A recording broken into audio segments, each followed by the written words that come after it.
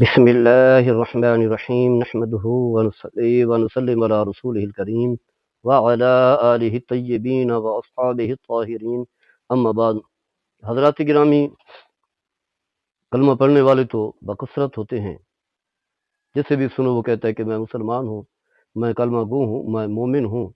میں فلاں ہوں، میں فلاں ہوں، میں حاجی ہوں، میں یہ ہوں وہ ہوں۔ جبکہ ہوتا یہ ہے کہ ہمارے دل میں ایمان ابھی داخل نہیں ہوتا، بس زبان پر تو ہے، زبان پر کلمہ توحید ہے، کلمہ اسلام ہے، کلمہ ایمان ہے، کلمہ شہادت ہے، لیکن وہ کلمہ ہمارے قلب میں جو ہے موجود نہیں ہوا۔ اگر یہ کلمہ باطن میں ہوتا، قلب میں ہوتا، تو پھر یہ ایسا نور ہے، یعنی وہ کلمہ جو دل سے پڑھا جائے، جو سچائی کے ساتھ پڑھا جائے، جو باطن کے ساتھ پڑھا جائے، وہ اللہ کا نور ہے، اور ایسا نور ہے کہ اگر اس انسان کے قریب گناہ بھی آئے گا نا، تو باطن کا جو نور ہے وہ روشن ہو جائے گا اور بتائے گا کہ یہ گناہ ہے، اس کے قریب نہیں جانا۔ اگر کسی وجہ سے ہو جائے، آخر شیطان کی بھی تو طاقت ہے۔ اللہ تعالیٰ نے جب اپنی بارگاہ سے نکالا تو اس نے یہی کہا تھا کہ یا اللہ، میں تیرے بندو کو گمراہ کروں گا، گمراہ کرنے کے لیے دائیں طرف آؤں گا، بائیں طرف آؤں گا، سامنے سے آؤں گا، پیچھے سے آؤں گا۔ تو یہ ہے کہ جو تیرے خالص بندے ہیں وہ بچ جائیں گے، ورنہ میں تیرے تمام بندوں کو گمراہ کر کے رکھوں گا۔ تو لہٰذا شیطان کی اپنی طاقت ہے۔ تو شیطان جب ایسے لوگوں کو جن کا باطن جو ہے نور ایمان سے منور ہے، جب برائی ان کے قریب آتی ہے، اگر گناہ ہو بھی جائے تو فوراً جو ہے انہیں جو نور ایمان ہے الارم دیتا ہے اور کہتا ہے کہ آپ نے یہ غلط کیا۔ انسان اتنا نادم ہو جاتا ہے، پریشان ہو جاتا ہے کہ بارگاہ خداوندی میں فوری طور پر توبہ کرتا ہے۔ یہ نہیں کہ بس جو ہے توبہ کر لیں گے، ابھی تو جوان ہے، بڑھاپے میں توبہ کر لیں گے، تو ایسا نہیں، فوری طور پر توبہ کرتا ہے۔ اگر کسی وجہ سے نماز رہ جائے تو فوری طور پر اس کی قضا کرتا ہے، معافی بھی مانگتا ہے، یا اللہ یہ نماز رہ گئی، نیند آ گئی تھی یا بھول گیا نماز، یا اللہ میں تیری بارگاہ میں توبہ بھی کرتا ہوں، اس کی نماز کی قضا بھی کرتا ہوں، جس سے جو ہے وہ گناہ کا بھی ایک اثر ہوتا ہے، وہ زنگ ختم ہو جاتا ہے، برائی کا اثر ختم ہو جاتا ہے، پھر اسی طرح باطن جو ہے اللہ کے نور سے مزین و آراستہ ہوتا ہے۔ وہ لوگ خوش نصیب ہیں، اور ایسے لوگ بھی ہیں اللہ کے نیک اور سارے بندے کہ جن کا سینہ اللہ تعالیٰ نے اپنے نور سے روشن کیا ہے۔ جسے اللہ کی ذات جو ہے جس کے سینے کو نور فرما دے، روشن فرما دے، پھر دنیا کی کوئی طاقت جو ہے اسے گمراہی کے اندھیرے میں لے کر کے نہیں جا سکتی، اسے پھر بھٹکا نہیں سکتی۔ جیسا کہ اللہ تبارک و تعالیٰ ارشاد فرماتا ہے، افمن شرح اللہ صدر الاسلام فهو على نور من ربه فويل للقاسية قلوبهم من ذکر اللہ اولئک فی ضلال مبین۔ فرمایا کیا وہ شخص کہ جس کا سینہ اللہ تعالیٰ نے اسلام کے لیے کھول دیا ہے، وہ پھر اپنے رب کی طرف سے نور پر ہے، یعنی گویا کہ اللہ نے اس کا سینہ ہدایت کے لیے، ایمان کے لیے، عمل کے لیے، تقوی کے لیے، اخلاص کے لیے جو ہے اسے اللہ نے کھولا ہے، اور پھر اللہ نے اپنا نور جو ہے اس کے اندر جو ہے داخل فرمایا ہے، یعنی اس قلب کے اندر جو ہے نور خدا جو ہے موجود ہے۔ تو وہ کتنا خوش نصیب ہے، استفہامی انداز میں فرمایا وہ کتنا اعلیٰ آدمی ہے۔ اس کے مقابلے فرمایا وہ شخص فَوَيْلٌ لِّلْقَاسِيَةِ قُلُوبُهُم مِّن ذِكْرِ اللَّهِ، وہ شخص کہ جس کا دل جو ہے سنگ آلود ہے، اللہ کی یاد سے غافل ہے، فرمایا وہ کھلی گمراہی میں ہے، واضح گمراہی میں۔ گویا کہ دونوں کے درمیان جو ہے زمین و آسمان کا فرق ہے، دونوں کے درمیان موازنہ نہیں کیا جا سکتا، یعنی یہاں استفہام جو ہے وہ انکاری ہے۔ نور ہدایت والا جو ہے وہ اعلیٰ مقام پر فائز ہے، جس کا دل زنگ آلود ہے، وہ کوئی منزل جو ہے اس کی کامیابی کی نہیں ہے، بلکہ گمراہی میں بھٹک رہا ہے۔ اسی طرح فرمایا فَمَن يُرِدِ اللَّهُ أَن يَهْدِيَهُ يَشْرَحْ صَدْرَهُ لِلْإِسْلَامِ،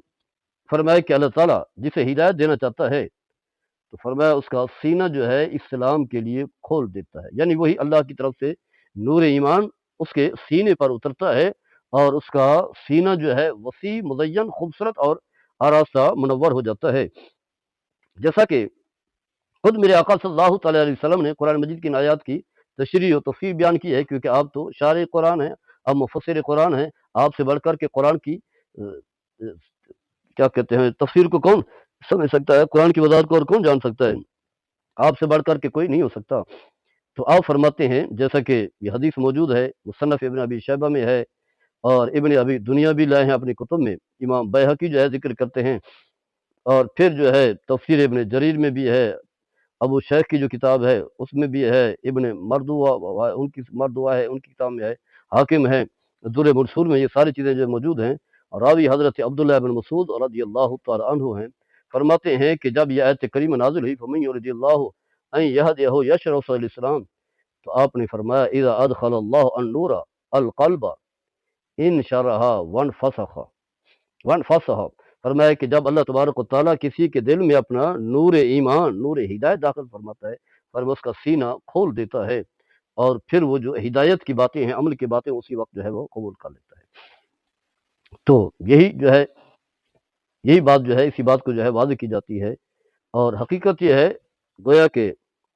نبی کریم صلی اللہ تعالیٰ علیہ وسلم نے یہ بھی فرمایا کہ یعنی جب صحابہ نے پوچھی یا رسول اللہ کیسے پتہ چلے گا، ہمیں کیسے معلوم ہوگا، کوئی نشانی بتائیں، تو آپ نے فرمایا الانابۃ الی دار الخلود، یعنی جو جنت کا گھر ہے، قبر بھی جنت کے باغوں میں سے ایک باغ ہے، فرمایا کہ پھر انسان اسی کی طرف جو ہے رجوع کرتا ہے، یعنی یہ اس کا عمل جو ہے اس زندگی اس انداز سے گزارتا ہے کہ پھر آخرت کی فکر ہے، اور آخرت کے لیے تیاری کرتا ہے، اعمال صالح کی تیاری کرتا ہے، اور تکبر اور گناہ والے راستے سے جو اپنے آپ کو دور کرتا ہے، اور پھر موت کے آنے سے پہلے موت کی تیاری کر چکا ہوتا ہے۔ جیسا کہ یہ حدیث جو ہے مسند عبدالرزاق میں ہے، ابن ابی شیبہ میں ہے، ابن مبارک ذکر کرتے ہیں، باقی اسماء صفات ذکر کرتے ہیں، حضرت ابو جعفر مدائنی جیسے حدیث کے راوی فرماتے ہیں کہ نبی کریم صلی اللہ تعالیٰ علیہ وسلم سے پوچھا کہ ای المؤمنین اقیس، کہ ایمان والوں میں سے سب سے زیادہ ذہین فتیل کون ہے؟ تو آپ نے فرمایا اکثرہم ذکرا للموت، جو زیادہ موت کو یاد رکھنے والا ہو، واحسنہم لما بعدہ استعدادا، اور جو زیادہ جو ہے موت کی تیاری کرنے والا ہو، جو زیادہ موت کی تیاری کرتا ہو، فرمایا وہ سب سے بہتر ہے۔ اسی طرح نبی کریم صلی اللہ تعالیٰ علیہ وسلم سے پوچھا گیا اس آیہ کریمہ میں، جس میں فرمایا کہ فَمَن يُرِدِ أَن يَهْدِيَهُ يَشْرَحْ صَدْرَهُ لِلْإِسْلَامِ، تو عرض کی یا رسول اللہ ہم اپنے سینے کو کیسے جو ہے اللہ تعالیٰ ہمارے سینے کو جو ہدایت کے لیے کھولے گا؟ تو آپ نے فرمایا نور یقذف فیہ فینشرح لہ وینفخ لہ، فرمایا یہ نور ایمان ہے جو اللہ تعالیٰ اس انسان کے دل میں جو ہے وہ داخل فرماتا ہے، جس کی وجہ سے اس کا قلب جو ہے وہ باطن مزین اور خوبصورت بن جاتا ہے۔ تو وہی بات جو ہے پھر جب آپ سے پوچھا گیا تو آپ نے اسی بات کا تذکرہ کیا کہ انسان جو ہے موت سے پہلے جو ہے آخرت کی تیاری کرتا ہے۔ اس کے علاوہ جو ہے نبی کریم صلی اللہ تعالیٰ علیہ وسلم نے یہ بھی فرمایا کہ بیس القوم قوم لا یقومون للہ بالقسط، فرمایا بدترین قوم وہ ہے جو قیامت کی تیاری نہیں کرتی۔ جب قیامت کے دن اللہ تعالیٰ اپنی کرسی پر برآں جمع ہوگا، عدالت ہو رہی ہوگی، تو اس کے لیے جو انسان کو کوئی فکر نہیں ہوتی، فرمایا بری قوم وہ ہے